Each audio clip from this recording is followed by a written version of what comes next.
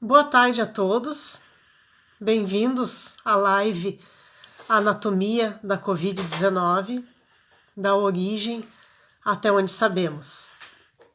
Boa tarde aos alunos da UERGS, aos alunos da Unifap, aos alunos do módulo 2 e a todos que assim desejam nos acompanhar aqui nesta live, onde falaremos dessa doença que está acometendo o mundo, a Covid-19. Meu nome é Fabiana Fermino, eu sou professora da Universidade Estadual do Rio Grande do Sul. Tá. Não, é o que eu falei, que eu sou bióloga, né? Formada na Universidade de São Paulo, do campus de Ribeirão Preto, mas já estou em Macapá há 16 anos e sou professora na Federal. 16 anos aqui, né? E nos cursos de saúde, porque quando eu cheguei, eu fui para docência em instituições privadas, né? Mas desde que eu cheguei, então, eu leciono anatomia, genética, parasitologia, epidemiologia, botânica. Então, assim, tem uma experiência muito boa, né, em várias disciplinas. E eu acho que se enriquece muito o biólogo, né? Certeza, isso. Então, senhor, vamos começar então a nossa live. Eu vou te começar perguntando pelo título desta live que você escolheu, né? A anatomia da Covid-19, da origem até onde sabemos. Por que esse título? Bom, anatomia, né? Porque eu sou professora de anatomia, como eu falei, há 16 anos. E a palavra anatomia, ela vem do grego, e ela significa estudo das partes.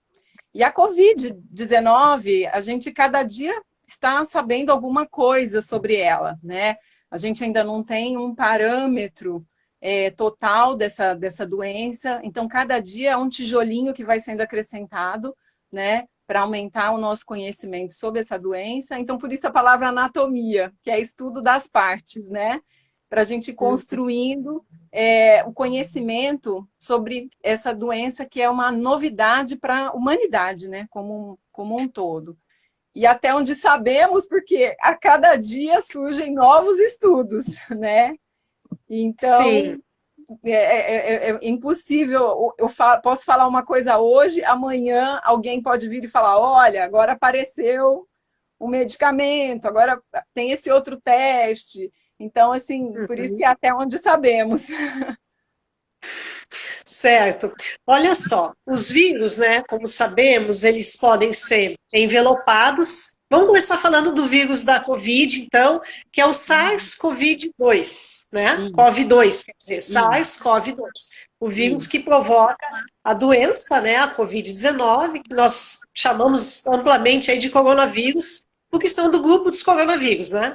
Isso. Então, esse vírus, ele é estruturalmente, né, falando a estrutura biológica dele, ele é um vírus envelopado, certo?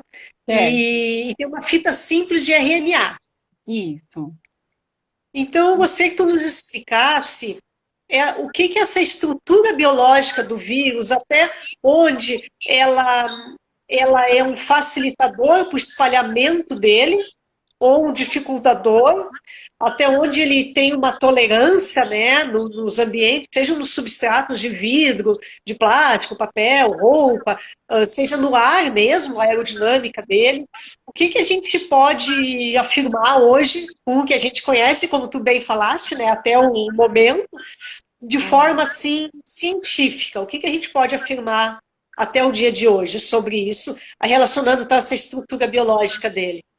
Bom, essa estrutura biológica dele dá uma série de vantagens para ele, porque o que são esses vírus envelopados? São vírus cujo capsídeo, que é a estrutura, né, proteica, que envolve o material genético, além da estrutura proteica, que é extremamente eficiente, rígida, tem uma composição bem interessante, dependendo, né, de cada grupo de vírus, mas esse envelope, ele é uma segunda camada, né, de proteção, ele é lipoproteica. Então, no ambiente, esses vírus eles acabam permanecendo por mais tempo. Mas é aquela situação também. Como ela é lipoproteica, se a gente usar algum detergente, alguma substância solvente, essa capa se desfaz. Esse envelope se desfaz. Então, assim, ele é resistente, ele consegue ficar nos ambientes, né? Foram realizados alguns estudos mostrando que em superfícies lisas, como plástico, metais, né, cromados, corrimão de escada, ele pode ficar até 72 horas, né? Nossa, Até muito 72. tempo. É, muito tempo. Não quer dizer que 72 horas o vírus ainda vai estar infectante, com a sua capacidade infectante, mas ele está ali. Fizeram as análises e encontraram o DNA viral, o material genético do vírus ali. No caso do coronavírus, ele é um RNA de fita simples, como você falou, e ele ainda tem uma situação que também facilita essa proliferação muito rápida dele. Porque ele tem, essa fita simples dele é do tipo positiva, que a gente tem os de fita positiva, RNA de fita positiva, RNA de fita negativa e os retrovírus, né? Certo. O retrovírus, o que acontece? Ele entra na célula, como é o caso do HIV, né? Ele entra na célula e aí ele tem que ser transcrito, né? Por isso que é retrovírus.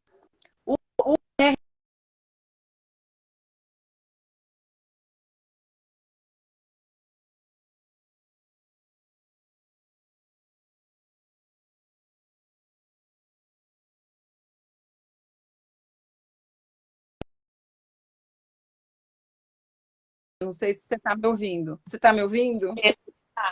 Eu não sei o que aconteceu. A internet aqui em casa é tão boa e hoje ela está me sacaneando. E aqui em casa é o contrário. Aqui em casa sempre foi ruim. Hoje acho que ela está dando certo.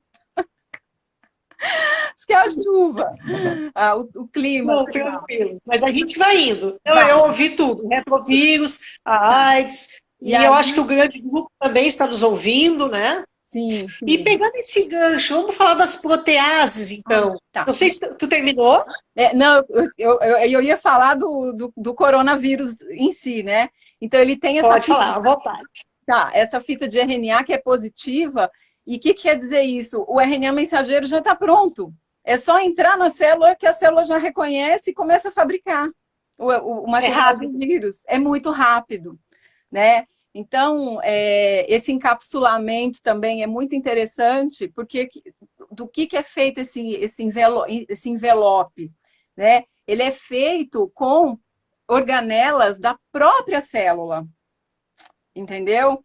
Por isso que fica tão difícil. É uma forma do vírus conseguir ainda ficar ali escondido, né?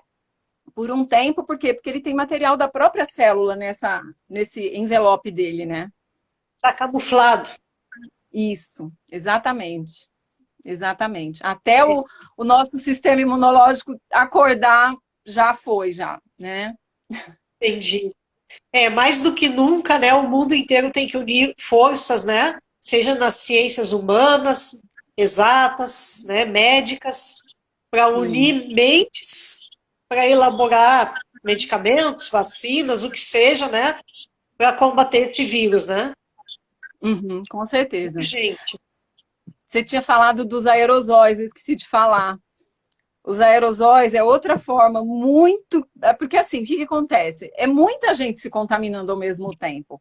Então, não é possível que só as gotículas sejam capazes de contaminar tantas pessoas ao mesmo tempo. Então, foi feito até um experimento no Japão, muito interessante, num restaurante, e eles observaram que as pessoas que ficaram na mesma fileira, que recebia a ventilação da mesma central, elas foram contaminadas. Tinha uma pessoa com Covid e as outras não tinham. E aí, por essa localização, pegando a mesma, né, frente de ar, né, a mesma fonte de aeração ali no ambiente, a mesma corrente, várias pessoas ficaram contaminadas, né? E aí, então, por exemplo, já tem um relato falando que ele pode ficar suspenso de 4 a 7 horas no ambiente. Isso quebra um pouco aquela questão que a gente pensa, é só através do espirro, da tosse. Não, é a fala. É Fala. simplesmente abrir a boca. Exatamente. Exatamente.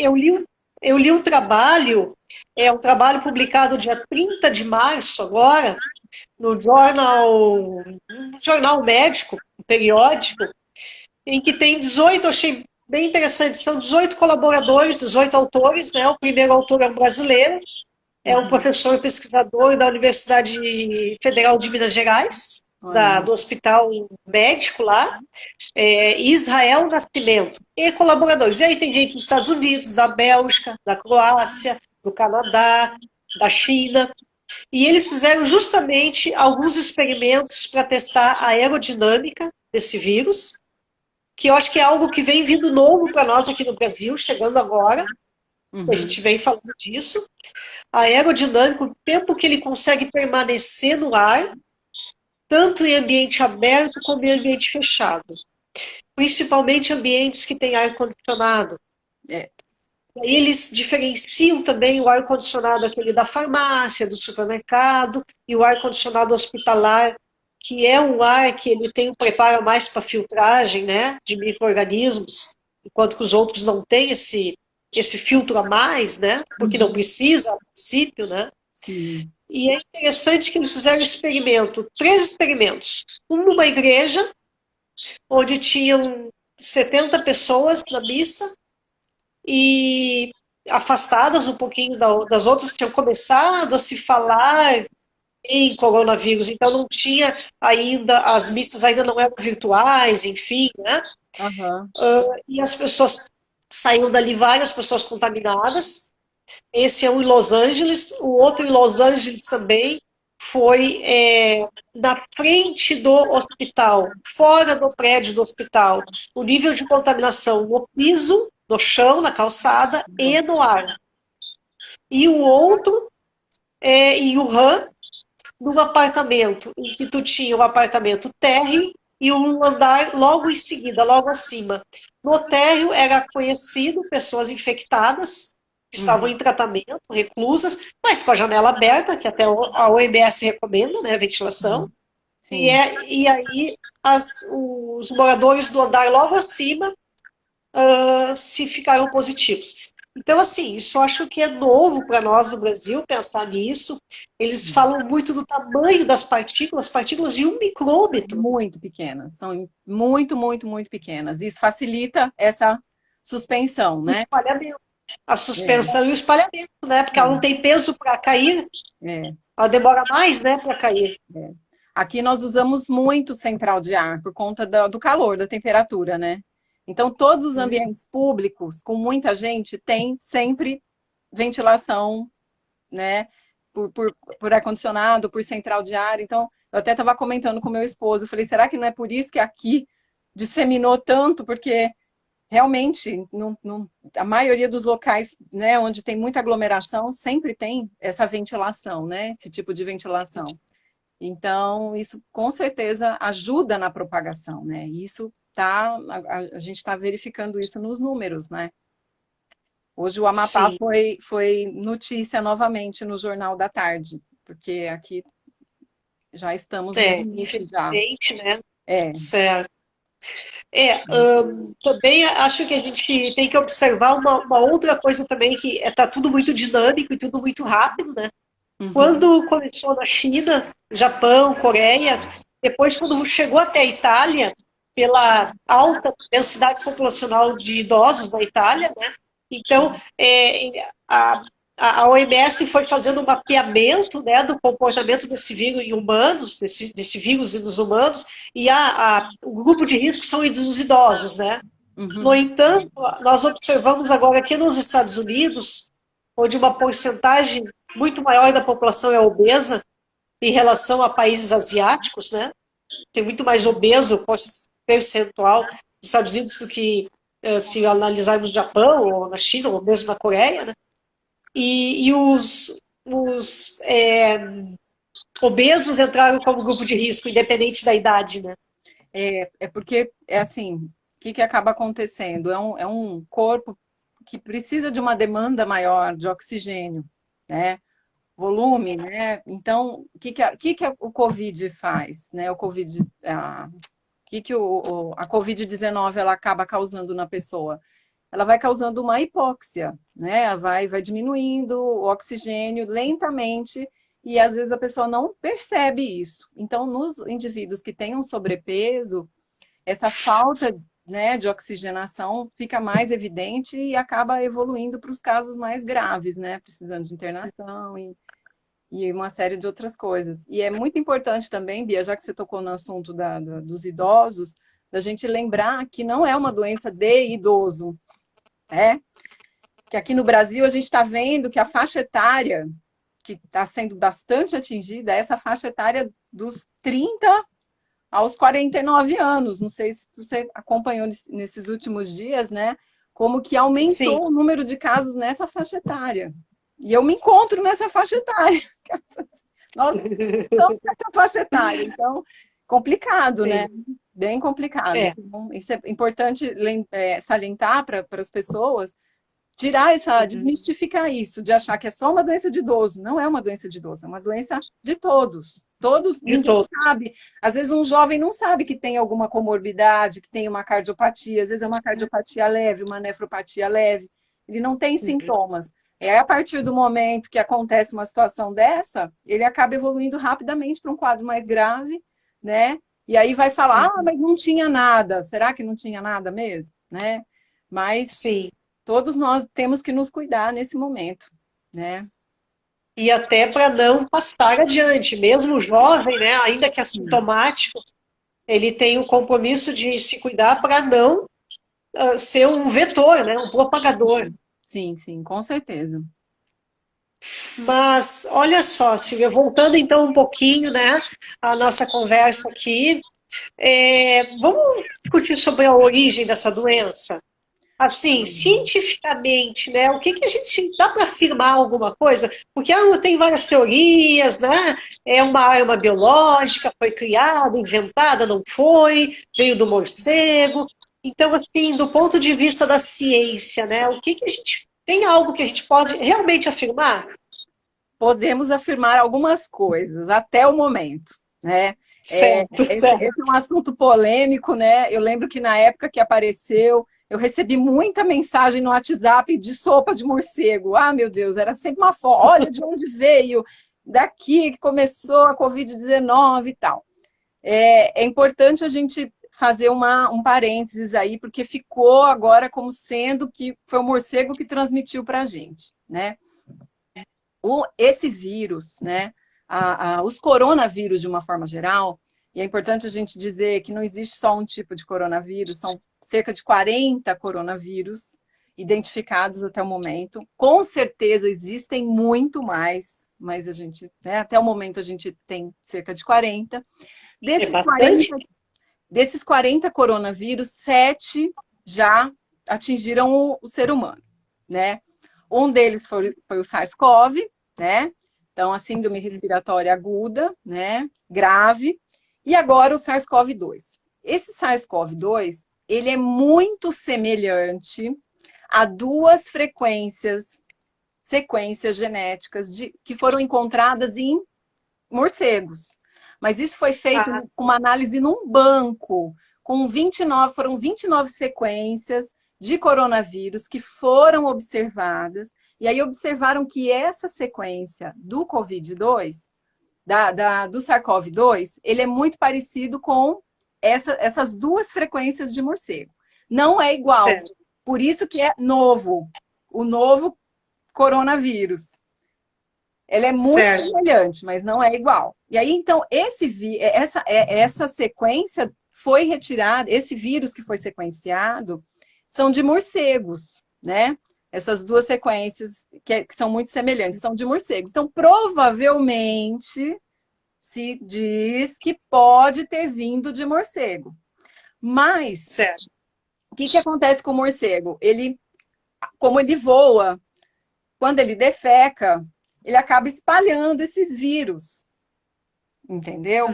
E aí você tem vários animais silvestres que podem entrar em contato com essas fezes, por meio de ingestão, enfim. E aí esses animais se contaminam. e às vezes são animais que são mais utilizados pelo ser humano, na alimentação. Ou no cuidado mesmo, né? Ah, olha que macaquinho bonitinho, vou levar para minha casa de estimação, né? Olha esse tatuzinho, que gracinha, vou criá-la no quintal. E aí leva o bicho já tem o vírus, a gente não sabe o que pode acontecer, e nessa convivência, mutações vão acontecendo, o vírus, que não é bobo nem nada, ele quer continuar se propagando, quanto mais hospedeiros ele tiver, melhor para ele. Melhor para ele. Né? Não é ser vivo, né? Não é considerado ser vivo, mas ele quer uma célula para viver. Né? Sim, ele quer a casa dele. Se essa célula é de humano, enfim, não importa, ele quer uma célula. E aí, então, essas mutações podem ir acontecendo e uma hora ele consegue passar para a gente. Né? E... Essa passagem, só acrescentando a pergunta, ela poderia ser também no manuseio da carne, por exemplo, daqui a pouco eu corto a carne de um animal silvestre para contrair o vírus por aí, essa zoonose pode acontecer aí? Pode acontecer, assim como a gente tem, por exemplo, doença de Chagas, Trypanosoma cruzi. A gente tem que tomar cuidado ao manusear, não é só ingerindo alimento contaminado, não é só o barbeiro picando. Tem que tomar cuidado no manuseio de corte de caça mesmo. Isso é uma das regras que a gente tem publicado nos livros e tudo mais. Que pode acontecer acidentalmente, né, no manuseio dessa caça, eu me cortar e vir a me contaminar. Pode acontecer também. São possibilidades que a gente não pode descartar, né? Que a gente vai ter que ter uma investigação mesmo, bem aprofundada, aprimorada, para a gente chegar a uma conclusão de onde é que veio isso, né? De onde é que esse vírus apareceu realmente. Então, Pode falar. Tá. E aí tem a questão das informações que o governo dos Estados Unidos teve acesso em 2018, dizendo que lá em Wuhan, justamente o local onde apareceu, né, esse novo coronavírus, lá estavam fazendo experimentos, né, e pode ter ocorrido um acidente ou não, né, desse vírus ter se espalhado para o mundo inteiro. Mas, assim, então está sendo apurada essas informações, a gente também não descarta, não vamos descartar. Se ele teve acesso a essas informações, ele tem que provar agora, né? Eu acho que isso é o mais importante. Nós, como cientistas, a gente sempre tem que ter a prova, né? A prova de tudo. A prova de tudo. São Tomé total, né? Duvidar de tudo até que se prove o contrário. Mas, no último dia 30 de abril, vários pesquisadores do mundo inteiro que trabalham com biologia molecular de vírus, com a própria morfologia, né? Enfim, virologistas de uma forma geral, profissionais mesmo da área, fizeram uma declaração dizendo que esse vírus é um vírus natural. Até dia 30, foi 30 de abril, não faz tanto tempo assim, hoje é 7 de maio, então até que se prove o contrário, é o que vale. Realmente natural. E assim, né, Bia, se a gente for parar para pensar, a dinâmica, né, da nossa sociedade, ela está muito estranha, a relação nossa com o meio ambiente, né? A gente vai invadindo os ambientes naturais, vai tirando a casa, né, desses animais, e aí eles vão... Mexendo no microclima, tudo. Exatamente. E aí, então, eles vão se achegando, né? Como eu falei, tudo quer sobreviver, né? Tudo quer continuar vivendo. Então, essas adaptações, elas vão ocorrer, e se a gente for parar para pensar, desde 2012, nós estamos tendo, de 2 em 2 anos, o surgimento de um vírus diferente. Assim, que afeta as pessoas. Um potencial, né? Um potencial, né? Teve um salto, assim, de cerca de uns 9, 10 anos, de uma situação para outra, e a partir de 2012, de 2 em 2 anos, a gente está tendo alguma coisa... É só entrar no site da OPAS, que lá tem bastante coisa interessante falando sobre isso. Né? Então, assim, para a gente ver que o tempo de coisas diferentes aparecendo, que podem afetar a nossa saúde, tá encurtando, né? Uhum, uhum. Assim, quando a gente pensa na história, né, do homem, quando o homem deixou de ser nômade, começou a praticar agricultura em torno de 11 mil anos atrás, e se a gente estudar também um pouco da história dos vírus, né, do surgimento dos vírus zoonoses, vírus parasitando o homem, começa justamente quando o homem se fixou no local para praticar agricultura e começou a domesticar animais, começou a se aproximar dos animais de uma forma diferente, né? Sim. Claro que essas viroses não tinham o potencial que tem hoje de virar uma pandemia, não tinha esse espalhamento que tem hoje. Estamos falando de 11 mil anos atrás, né? Mas, e também me chama a atenção, Silvia, a questão que eu te falo assim, em nível celular, novamente, lá vamos voltar para a célula de novo, das proteases, aquelas enzimas receptoras, porque se tu estudar a história das viroses para a humanidade, não tem nenhum caso, não que eu tenha lido até hoje, de uma virose que o homem contraiu ao manipular um vegetal. Um organismo vegetal. Porque as proteases das células vegetais são tremendamente diferentes das proteases das células animais, né? Sim, sim. Muito diferentes. Né? Então, assim, essa nossa semelhança também com os animais, nós somos animais, falamos de mamíferos, mas até a semelhança entre o grupo dos mamíferos, né, a propicia também é um impulsionador a mais, né? Sim, esses coronavírus, eles são encontrados em marsupiais, em dromedários, em baleia. Nossa, baleia! Que imaginaria? É o que você falou, mamífero, né? Mamífero. Sim. Então, nós não podemos esquecer que nós somos mamíferos, né? Sim, então, claro. Às vezes a gente esquece. Né? Então, essas proteases, elas são muito específicas para as nossas células, né? Elas vão evoluindo para romper exatamente as nossas células. E o coronavírus tem um monte.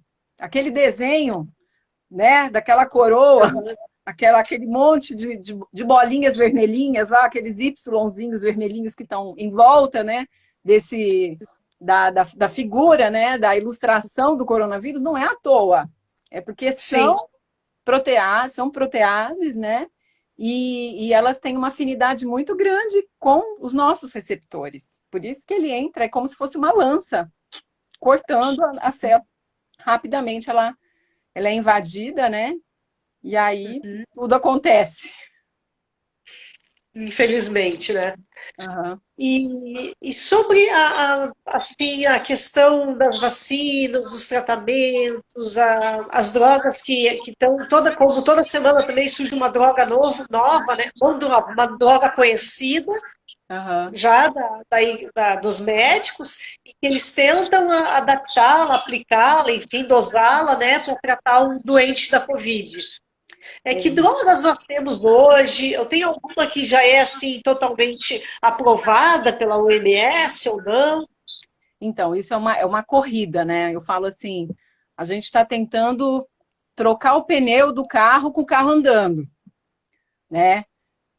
As pessoas estão adoecendo, estão morrendo, e a gente não tem tempo para fazer testes para novas drogas.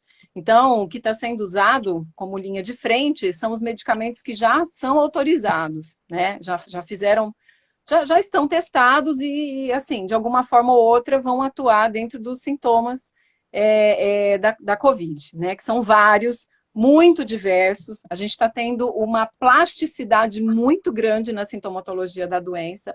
Isso é outra coisa que nós vamos precisar estudar com bastante detalhamento, né? Então, o que acontece? Hoje, se falou, temos, né, agora como uma esperança aí os anticoagulantes, que atuam, né, evitando a formação dos trombos, dos coágulos, que vão acabar afetando a questão da oxigenação, né?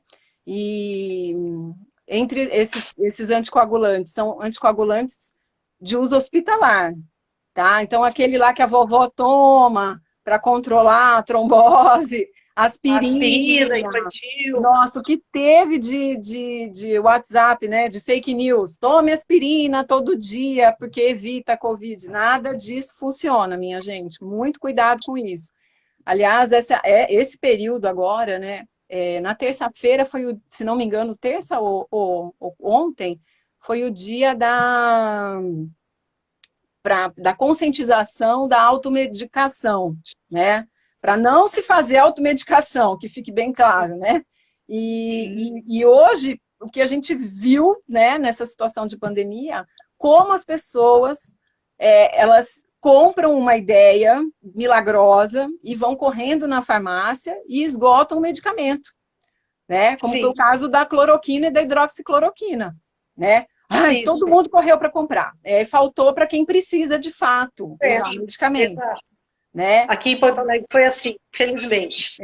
E aí tá faltando também vitamina D, tá faltando vitamina C, né? A própria aspirina tem farmácia que a gente já não acha mais, porque o pessoal tá querendo uma solução mágica, né? E a gente ainda não tem. Os próprios antiparasitários, né? Anita, ivermectina.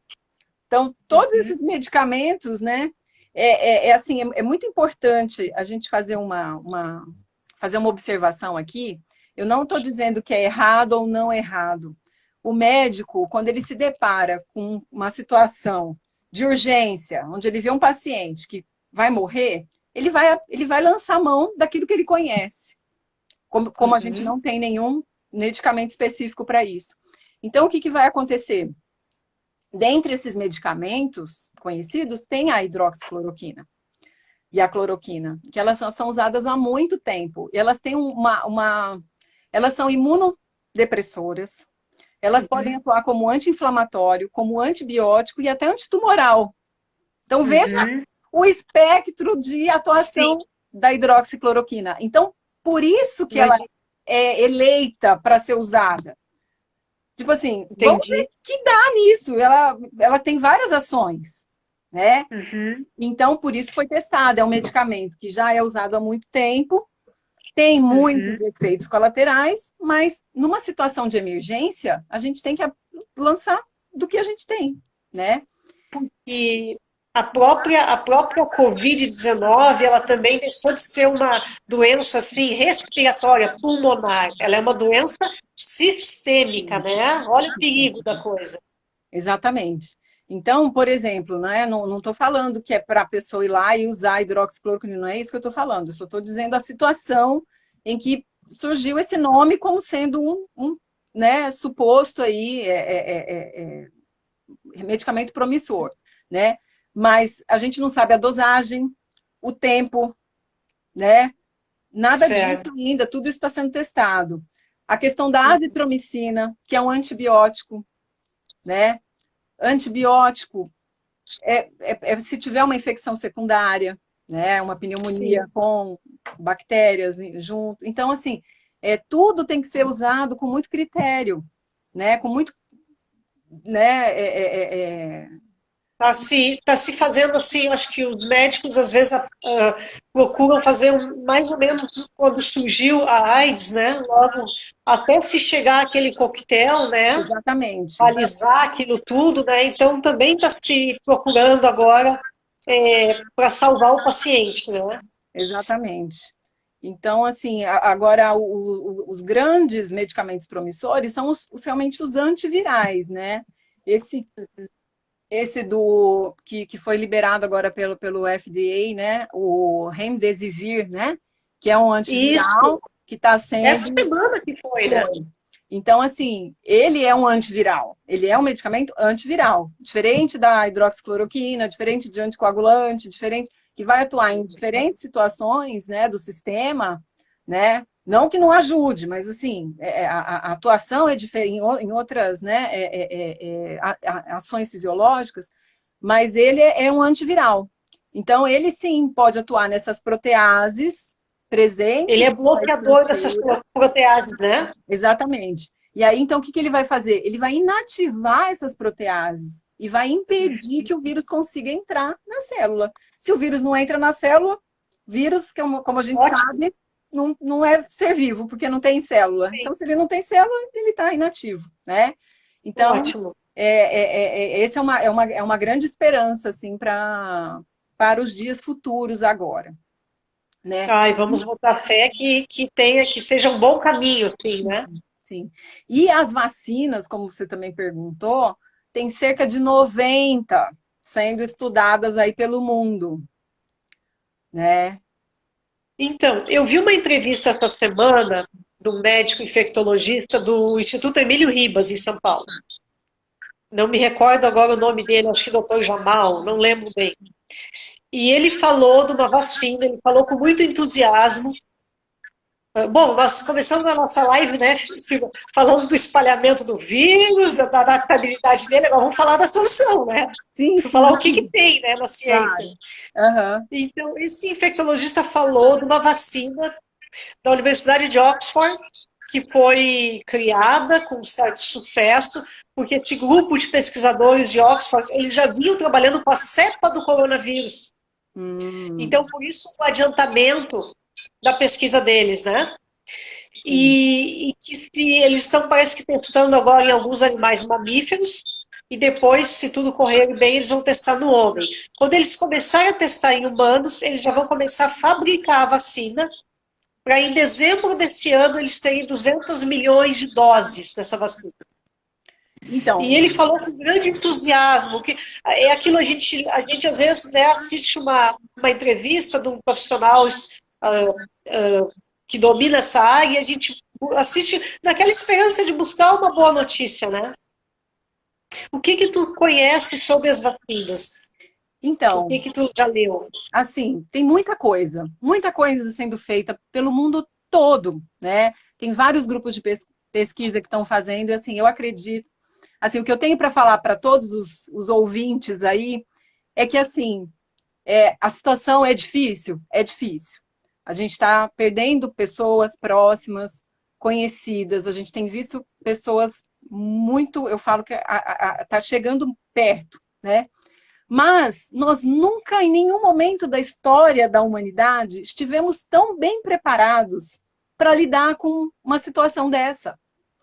Nós temos uma agilidade na obtenção de informações. Olha só, a Covid foi informada para a Organização Mundial da Saúde 31 de dezembro de 2019. A gente estava aqui botando a nossa roupa branca, tomando o nosso banho de sal grosso, com arruda, sei lá eu o quê. E aí a gente nem pensando em tudo isso que ia acontecer. Então, e aí, em março, é declarada a pandemia, né? Então, olha só, a gente está no mês de maio. Então, assim, foi tudo muito rápido. E nós estamos obtendo informações. Cada dia, né, tem mais grupos de pesquisa empenhados nisso. Os próprios médicos, com as observações clínicas que eles estão fazendo, né? Então, teve um avanço muito grande também, até no próprio tratamento, que a gente já vê que é diferente do que foi usado na Itália. Aqui no Brasil, nós já estamos usando outras coisas, já estamos entrando com outros tipos de linhas de medicamento, né? Então, assim, é muito importante que todos nós, profissionais da saúde, né, realmente assim, tenhamos uma consciência de que nós vamos conseguir, né? Biólogos, médicos, enfermeiros, nutricionistas, a gente precisa de todos, né? Todos, farmacêuticos, meu Deus, né? Então, são todos essenciais agora para essa busca, né? Porque vai ser o conhecimento de todos que vai construir, né? As tomadas de decisão para o que a gente vai fazer com essa doença, né? Eu acho que tem também uma vacina promissora sendo feita na Índia. Sim, na Índia. E eles estão tão confiantes que eles já estão fabricando antes de terminar de fazer o teste. Eu estava vendo a notícia. Para ganhar tempo, que quando for, eles acham que vai, né, assim, vai passar por todos os testes, e aí, então, já vai começar primeiro eles vão doar para todos os profissionais da saúde. Bom, isso foi o que eu li na reportagem. E a questão depois, né, vai ser para o restante da população, né? Então, vamos ler aqui, eu vou ler aqui os comentários, tá? Então, o Asaki.et, né, escreve que o familiar comentou aqui ser a favor de testes de medicamentos em humanos já doentes, com base na afirmação de que eles já estão com risco de morte.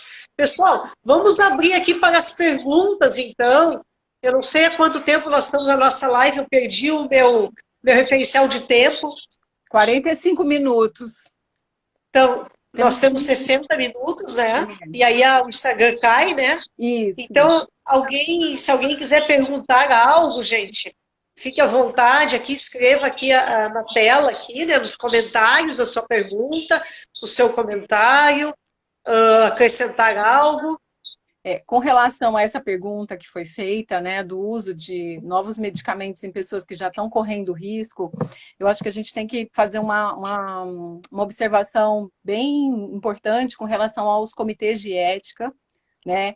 Então, assim, se for utilizado um medicamento novo, que essa pessoa seja informada, que a família seja informada dos riscos, né? Porque não são cobaias, não é in vitro que está sendo testado, é uma vida que está ali, em risco, mas ainda está viva, né? Claro. Então, acho que é muito importante que a gente tenha essa questão da ética muito presente, né?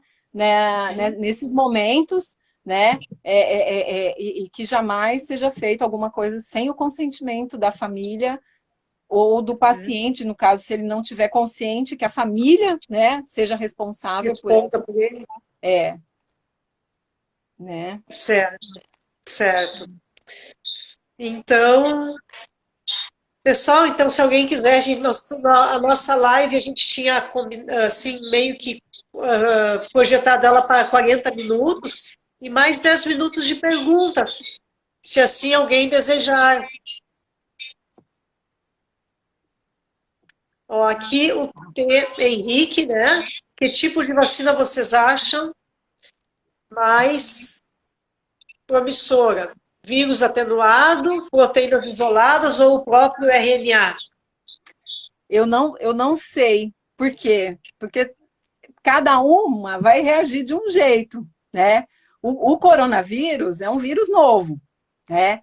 Então, assim, não sei qual que vai dar certo. Eu espero que uma delas dê certo. Mas qual é mais promissora? Não sei te falar. E pode até ser que nós tenhamos os 3 tipos.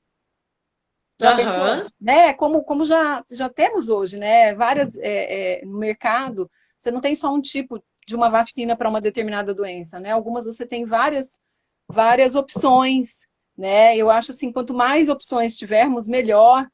E aí eu deixo assim um recado para os novos biólogos, os novos agrônomos, né? Os novos farmacêuticos, os novos profissionais aí, os meninos que estão aí começando essa parte da microbiologia, como nós precisamos estudar bactérias, vírus, fungos, né?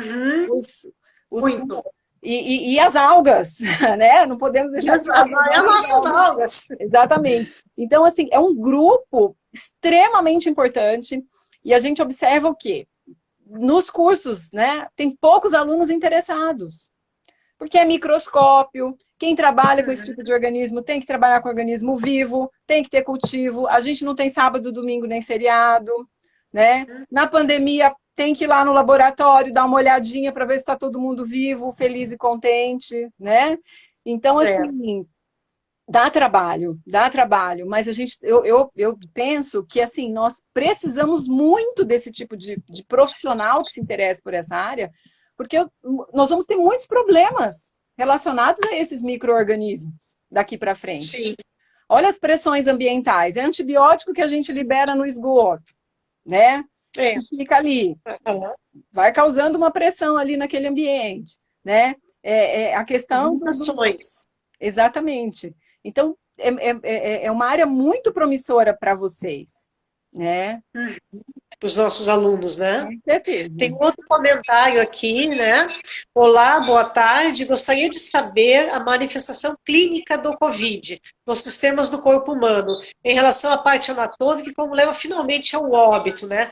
Então, iniciando assim, né, as mucosas, né? A receptividade das mucosas. Assim, o nosso organismo, né, coitado, ele na tentativa de salvar a gente, ele acaba prejudicando, e a gente vê isso muito na Covid, porque, bom, a questão das mucosas, né, então, geralmente mucosa está em região sensorial, né, então aqui olho, né, nariz, boca, eu preciso ter essa irrigação abundante, esse tecido mais fino aqui nessa região para eu poder ter os sentidos, né, são órgãos sensoriais super importantes. E aí, então, os vírus se aproveitam dessa fragilidade nossa, né? Então, adentrando a mucosa, no caso do SARS-CoV-2, onde é que ele vai se instalar? Primeiramente, aqui na base inferior do nariz, base superior também, afetando a questão do cheiro, né? Afetando o cheiro, a gente não sente o gosto, né? Todo mundo aqui já ficou gripado, né? Nariz entupido, a gente não só sente se é salgado ou se é doce a comida, né? Então, a gente perde o apetite porque não sente o sabor. Então, primeira atuação. Caindo aqui nas vias aéreas, né, na via aérea superior, vai para a traqueia e atinge lá os nossos pulmões. O pulmão, se a gente for ver anatomicamente, a nossa caixa torácica, não é à toa que o nosso pulmão, ele tem tantos, não sei se vocês já viram a questão do sistema linfático, como ele é distribuído aqui na caixa torácica. A nossa caixa torácica é toda desenhada por gânglios linfáticos, né? Porque o pulmão é um órgão que tem mais contato com o meio externo. É o órgão interno que tem mais contato com o meio externo. A gente respira o tempo todo. O tempo todo entram coisas, né, diferentes. Então, é um órgão que tem uma reação imunológica muito mais forte do que os outros. Né? Nós temos muito mais células de alerta, vamos dizer assim, no pulmão. Estou falando de uma forma bem geral, porque tem públicos, né, bem diversificados assistindo. Então, o que acontece? Quando o vírus entra, ele já começa a causar uma reação inflamatória, né? E aí essa reação inflamatória quer dizer assim, olha, tem um negócio estranho aqui, a gente precisa tirar esse negócio daqui, e aí essa inflamação, ela acontece para tentar eliminar o vírus, e aí como o vírus entra dentro das nossas células começam a se romper para liberar novos vírus, mas elas também começam a se romper para tentar tirar ele de lá, entendeu? Para não ter célula para ele invadir. Olha que coisa doida, né? E aí a gente tem a formação dos coágulos, porque o rompimento das células, porque assim, quando você faz um corte, né, já começa o processo de cicatrização. E a primeira coisa é a formação de trombo, de coágulos, né? E aí, na tentativa de te salvar dessas lesões causadas pelo vírus, o seu pulmão fica cheio de coágulos. E aí você não consegue mais fazer a hematose ali, a troca gasosa já não vai acontecer de forma eficiente, vai dando aquela, né, a sensação de falta de ar, e aí isso vai evoluindo para um quadro mais grave, né? Aí tem a questão do entubamento e tudo mais. Por isso a questão do anticoagulante ser usado para evitar a formação desses coágulos. E agora, um dos sintomas que eles estão observando em pacientes depois do agravamento da doença são os chamados pés de Covid. Não sei se vocês chegaram, alguém viu, né? Você viu isso? Nos membros inferiores fica vermelho, fica como se fossem hematomas ali, fica bem inflamado, né? Então, assim, mostrando que esses coágulos, né, eles vão se formando. E não só isso, outro sintoma que estão observando bastante em pessoas mais jovens é um AVC. Um cara saudável, não tem nada, magro, quando vê tem um AVC. E aí estão observando que esse AVC é causado por esses trombos da Covid-19. Ele não tem tosse, ele não espirra, não tem sintoma de gripe, mas aí tem um AVC. Por conta dos trombos que são formados. Olha, gente, assim, a sintomatologia dessa doença é uma coisa impressionante. Como realmente ela atinge todo o nosso sistema, todos os... Ela é sistêmica mesmo. Tem pessoas que o vírus acaba indo para o intestino, tem diarreia. E aí estão fazendo, lá em Niterói, e aí em outros lugares também, já observaram a presença do vírus em fezes. Se aí esse vírus vai ser infectante ou não nas fezes, é outro estudo que vai estar sendo realizado agora. Mas vocês já imaginaram uma situação dessa num país onde saneamento básico não existe praticamente? A maioria das cidades não tem saneamento básico eficiente. Então, são muitos problemas que a gente ainda vai ter que lidar. Aí, né? Sim. Não sei se então, mais do que nunca, né, volta à tua fala anterior da formação de recursos humanos, né? Super importante. Como é importante. Nós duas, como professoras universitárias que somos aqui, pontuando, né, a necessidade dessa formação, né, Silvia? Com certeza. Quanto tempo tu tens aí? Aqui já 16 anos e meio. Ah, tá. Não, mas eu digo a live. A live? 56 minutos. Olha, então vamos nos despedindo. Tá. Então, assim, Silvia, deixa eu, então, fechar, né? Posso fechar? Pode. Te agradecendo mais uma vez, foi ótima a tua participação, acho que todo mundo aprendeu, eu aprendi muito, eu acho que todos os nossos alunos aprenderam, né? E muito obrigada mesmo. Eu quero aqui só mostrar aqui a minha máscara, né? É que eu estou segurando o celular, não está dando para mim vesti-la, mas eu queria fechar essa live, né? Usando então aqui a minha máscara como um incentivo aí para que todo mundo saia de casa com máscara, que é saia quando precisa e use a sua máscara, né? Sim, com certeza. Eu queria te agradecer muito também, Bia, o convite, essa oportunidade de nós termos duas universidades públicas, brasileiras, do norte e do sul, extremo norte do país, extremo sul do país. Isso também eu acho que é uma oportunidade muito interessante e engrandecedora, né? E eu espero que a gente possa fazer outros momentos, né? Ter outros momentos como esse, né? Vamos promover outros. Né? E eu estou aqui à disposição, tá? Quando precisar. É sempre um prazer poder falar com você e com os seus alunos, com os meus alunos também, com o público aí, Obrigada. Os nossos amigos que também devem estar assistindo, né? Agradecer todo mundo aí, essa iniciativa da Universidade Estadual do Rio Grande do Sul de estar promovendo esses momentos de conhecimento. Então tá, muito obrigada, Silvia. Então me despeço te mandando um grande abraço. Um abraço para todo o pessoal aí do Macapá, os teus alunos. Para vocês aí também, do Santana do Livramento. E que fiquemos todos nos cuidando e com a proteção divina. Amém. Amém. Fique em casa. Então. Fique em casa. Tá certo. Tchau. Tchau, obrigada. Tchau. Tchau a todos, gente. Tchau, obrigada. Certo.